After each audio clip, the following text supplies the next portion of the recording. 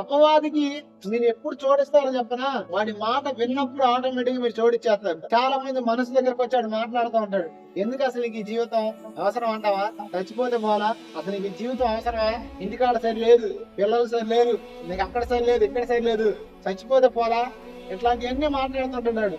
అప్పుడు చాలా మంది చేసే పని ఏంటి తెలుసా, వాడి మాటకు లోబడతారు. ఖచ్చితంగా గుర్తుపెట్టుకోండి, మన జీవితంలో కష్ట నష్టాలు, మన జీవితంలో లాభాలు నష్టాలు ఇవన్నీ సహజం.